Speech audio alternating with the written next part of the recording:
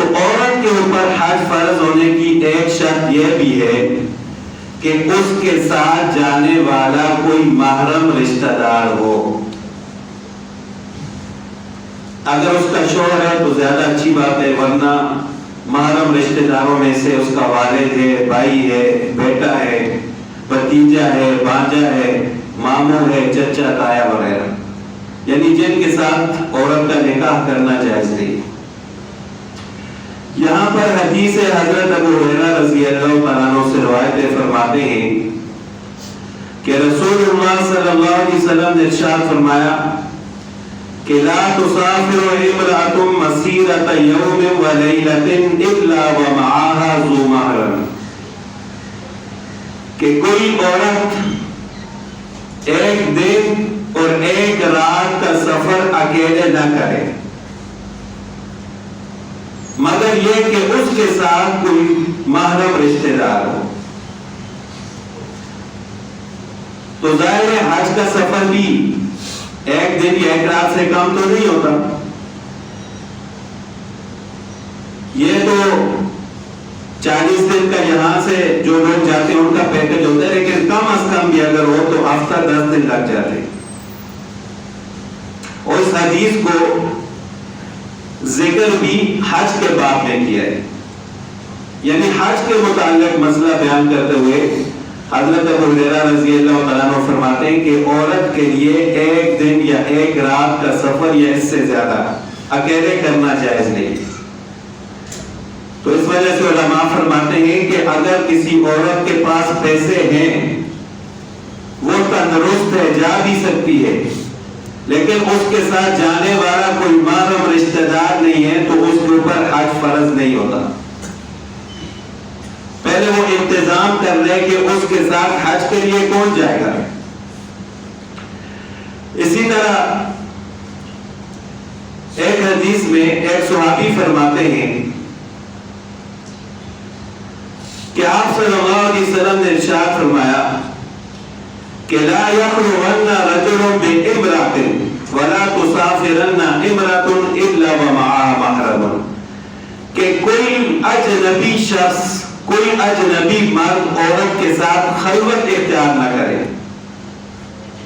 خلوت کا مطلب یہ ہے کہ ایسی جگہ پر نہ ہو کہ ان اجنبی مرد اور عورت کے علاوہ کوئی تیسرا شخص نہیں ہے. ایسی صورت پیدا نہیں ہونی چاہیے. اگر ایسا ہوگا تو پھر تیسرا شیطان ان کے درمیان حائل ہو جائے گا. یعنی برائی کا راستہ ہی بند کر دیا آپ صلی اللہ علیہ وسلم نے. یہ منہ بولے بھائی، یہ بھائی نہیں ہوتے. برائی کا راستہ یہاں سے کھلتا ہے. یہ میرا بھائی ہے. کیسا بھائی ہے بھائی؟ شریعت نے تو اس کو غیر محرم کہا ہے، آپ نے بھائی بنا دیا. اجنبی عورت ہے، یہ میری بہن ہے. تو یہاں سے برائی کا راستہ کھلتا ہے. پھر آپ صلی اللہ علیہ وسلم نے فرمایا کہ کوئی عورت اکیلے سفر نہ کرے. تو پھر ایک صحابی نے فرمایا کہ یا رسول اللہ صلی اللہ علیہ وسلم، میرا نام فلاں غزوہ میں لکھ دیا گیا ہے اور میری بیوی نے حج کے لیے جانا ہے. تو آپ صلی اللہ علیہ وسلم نے فرمایا کہ اذهب فاحجج مع امرأتك، جہاد کو چھوڑو، اپنی بیوی کے ساتھ حج کرنے کے لیے جاؤ. اب دیکھیں کہ جہاد جیسا اہم فریضہ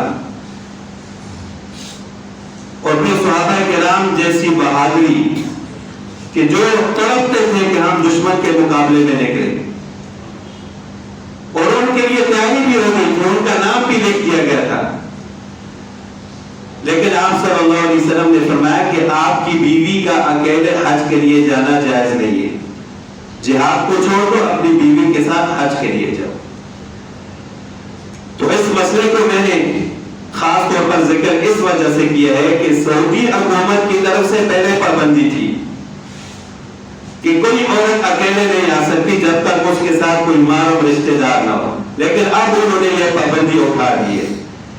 جس طرح مزید وہاں پر اس طرح کے قوانین بن گئے آزادی والے، تو ایک انہوں نے یہ والا قانون بھی بنا دیا ہے کہ کوئی عورت اکیلی بھی آنا چاہے تو وہ آ سکتی ہے، لیکن اس آسانی کو دیکھ کر اپنے آپ کو گناہ میں مبتلا نہیں کرنا۔ وہ ان کا اپنا قانون ہے، ان کی مرضی ہے، لیکن ہم نے سب سے پہلے شریعت کے قانون کو دیکھنا ہے۔ تو لہذا حج اسی عورت پر فرض ہوتا ہے جس کے ساتھ کوئی محرم رشتہ دار جانے والا ہو۔ اور جو لوگ حج کے لیے جاتے ہیں، گئے ہیں، خود ان کو اس بات کا تجربہ ہے کہ عورت کے ساتھ مرد کی کتنی ضرورت ہوتی ہے۔ تو اسی وجہ سے شریعت نے اس عورت پر حج فرض ہی نہیں کیا کہ جس کے ساتھ کوئی محرم مرد جانے والا نہ